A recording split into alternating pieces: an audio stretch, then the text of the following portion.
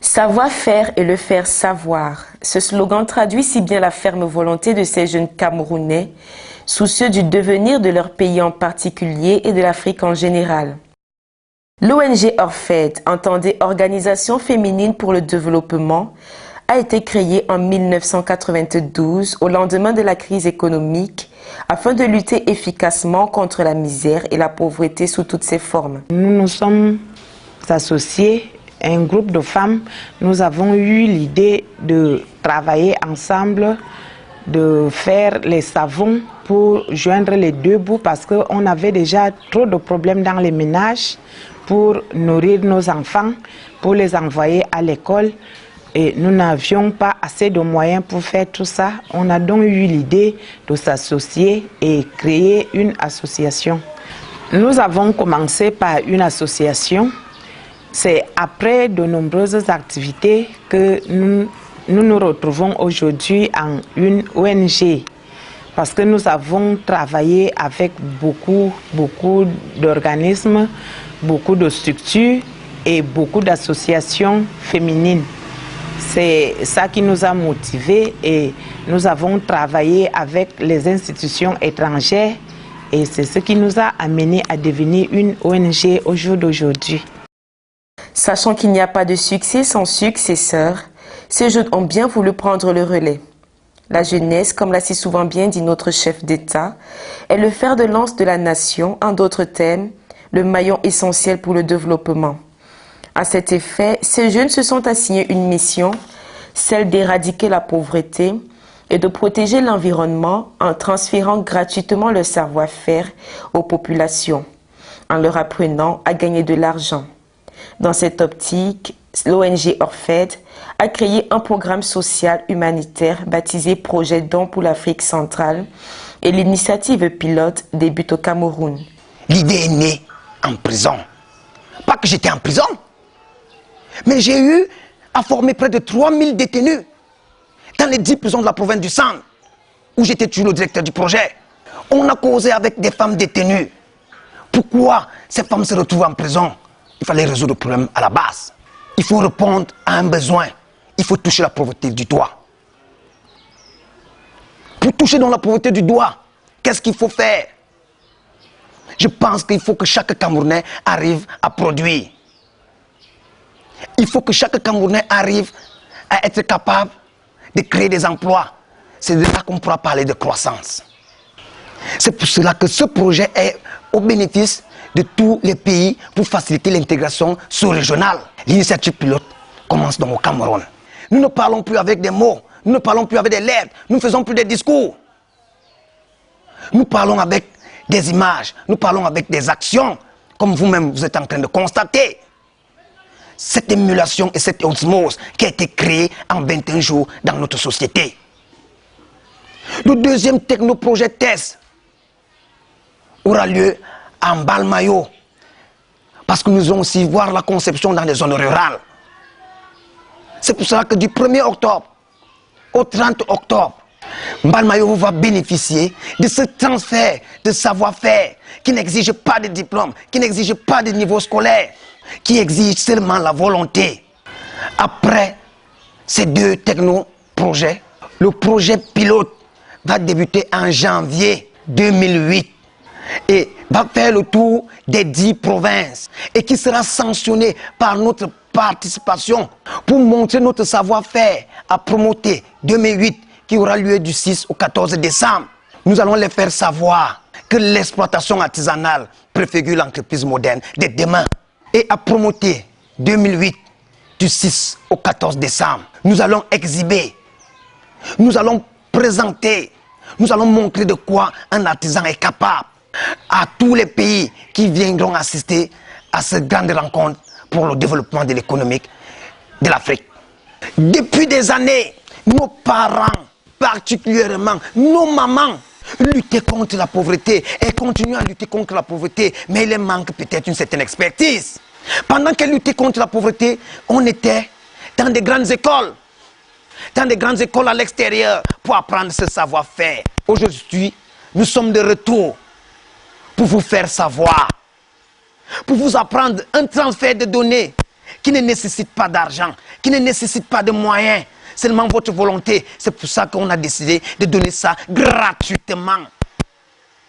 En 21 jours, plus de 700 femmes formées, ici même, dans la capitale politique. Elles peuvent être des témoins parce qu'aujourd'hui, elles peuvent aussi faire former d'autres mamans, d'autres femmes, d'autres jeunes. Tout le monde qui bénéficie de ce savoir-faire arrive à comprendre que ça n'exige pas de diplôme, que ça n'exige pas un niveau scolaire, que ça n'exige rien. Seulement le cœur, avoir le cœur de mon frère. Je me pose la question, mes aînés qui étaient aussi dans ces grandes écoles, qu'est-ce que vous avez fait de ce savoir-faire? Qu'est-ce que vous avez fait de ce savoir-faire? Aujourd'hui, il est l'heure de faire savoir ça à la population de base. Est-ce que vous vous rendez compte que lorsque vous brûlez papier, vous polluez l'air? C'est pour ça qu'on a parlé du projet, l'éradication de la pauvreté et la protection de l'environnement. Les plastiques, c'est de l'argent. C'est de l'argent jeté par la fenêtre. Ces papiers-là, est-ce que vous savez que même les enfants de la rue, vous pouvez les initier, on va les initier à concevoir, à fabriquer même des moules avec ces papiers, à fabriquer des alvéoles d'œufs. Tous les alvéoles d'œufs que vous voyez là, c'est avec des vieux papiers. Les cartons, les divisions, je ne peux pas vous citer ici tout ce que les vieux papiers peuvent faire. Je suis rentré ici au Cameroun. Les shampoings, les pots de défrisage, les bougies consommées par toutes les églises, consommées par la population, on les achète. J'ai dit non, tout le monde peut fabriquer sa bougie. Tout le monde peut fabriquer son pot de dévissage. Tout le monde peut faire la teinture industrielle, même avec les herbes. Parce que c'est ces herbes, lorsque vous entendez colorants chimiques, c'est fait à base des herbes. Les encres sérigraphiques, je suis désolé que les petits frères, mes grands frères qui font la sérigraphie achètent les encres qui viennent de l'extérieur. J'ai dit c'est trop. Nous allons nous organiser en corporation. En corporation, ça veut dire en corps de métier. Si vous êtes sérigraphe, je viendrai vous apprendre avec mon équipe. Des chercheurs qui sont aussi venus de l'extérieur et ceux qu'on a trouvé ici en place avec les institutions parce que l'État travaille. C'est pour ça que je vais indexer ceux qui lancent toujours la pierre aux autres. Avant de te poser la question, qu'est-ce que l'État camerounais a fait pour toi? Pose-toi la question, qu'est-ce que toi tu as fait pour l'État camerounais? Parce que toi aussi tu as apporté une pierre à la construction nationale. C'est pour ça que nous devons nous mettre, que ce soit en consortium interinstitutionnel, en GIC, en JE, en société non commanditée, en société en responsabilité limitée, je ne sais pas quoi. On doit toucher la pauvreté du doigt. C'est pour ça que nous sommes descendus sur le terrain, pour donner la formation gratuitement. Pour demander à nos mamans, venez, on vous forme gratuitement. Les jeunes, venez, on vous forme gratuitement. Venez fabriquer la colle, venez fabriquer les bougies, venez fabriquer les shampoings, venez fabriquer les pots de dévissage. Je suis désolé de comprendre que la peinture à eau coûte combien? 35 000. La peinture à huile coûte combien? 75 000. J'ai dit non. J'ai dit non parce que nous pouvons fabriquer notre peinture à eau. C'est notre amidon, c'est notre manioc. Ce sont nos produits, nos ressources naturelles qu'on utilise pour fabriquer tous ces produits-là et on vient nous revendre. J'ai dit non à ça. Je donne ça gratuitement. On voudrait que quand vous allez fabriquer votre produit, que vous ne soyez pas en train de réfléchir de comment vous allez le vendre. On conçoit d'abord un produit avant d'aller chercher les clients. Ça veut dire qu'en fonction des clients, vous allez fabriquer, vous savez que c'est pour les femmes, alors vous allez mettre dans votre savon beaucoup de parfums, une bonne couleur pour que les femmes soient attirées. Mais on ne fabrique pas pour aller dire que c'est maintenant là que je garde mes balles. C'est pour ça qu'on a dit qu'il fallait donc répondre à ces 6 questions, la règle des 6. Si maintenant chacun a compris ça, ça veut dire que maintenant quand vous allez rentrer chez vous et que quelqu'un décide de faire soit la lotion, soit le savon en paillettes, il saura maintenant comment il va concevoir son savon. Et en fonction de ces questions également, il saura à peu près le coût. Ça, c'est une chose. On a également appris à monter les GIC, les associations, les ONG. Maintenant, chacun sait exactement quelles sont les pièces qu'il lui faut pour pouvoir monter son GIC. Et où est-ce qu'on légalise les GIC, les associations, les ONG. Donc, il n'est plus question qu'aujourd'hui, on vient vous dire que non, le dossier que vous voyez là, vraiment, il faut que c'est le président de la République seul qui doit signer ça. Donc, chacun va rentrer ici, il sait ce qu'il a fait. Et on a dit que lorsque vous allez dans une institution, et que vous voulez un bon renseignement, allez cogner très haut. Ne demandez pas les gens que vous croisez à la porte parce que parfois, c'est des gens qui peuvent à la limite vous escroquer. On a pris soin.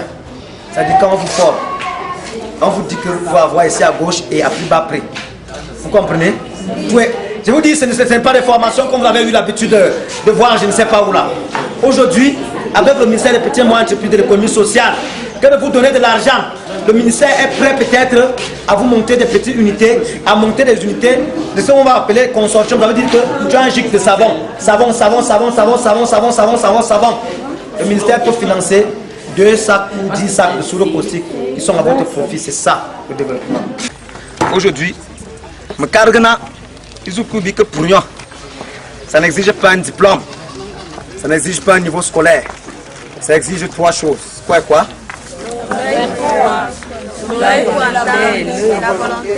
Répétez parce que ça doit rester dans vos têtes.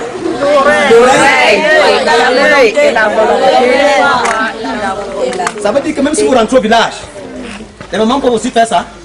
Oui. Voilà. L'heure aujourd'hui est de toucher du doigt la pauvreté et d'améliorer les conditions de vie des populations. Femmes et jeunes, principales cibles de ce projet don, sont venus en masse assister à des séminaires organisés par l'ONG. Ce premier technoprojet test s'est déroulé du 1er au 30 août 2007 dans 7 paroisses de la ville de Yaoundé, capitale du Cameroun. Pendant 21 jours, plus d'1 millier de personnes ont été formées dans l'artisanat de production, ce qui fait 1 millier de projets susceptibles d'être montés en attendant l'appui des personnes de bonne volonté.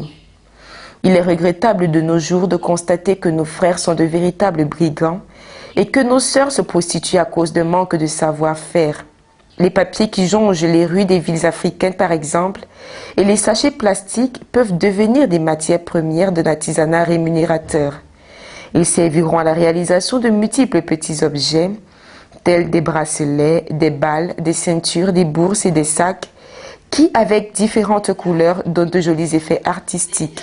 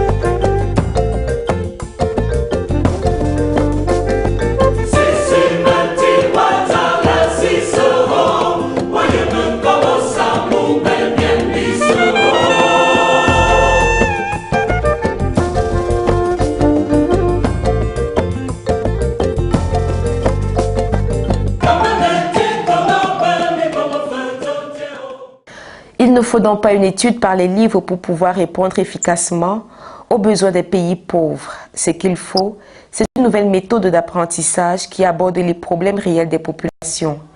Lors de ces séminaires, les participants ont eu droit à des cours de marketing qui rentrent dans les méthodes de formation. Notre stratégie donc est composée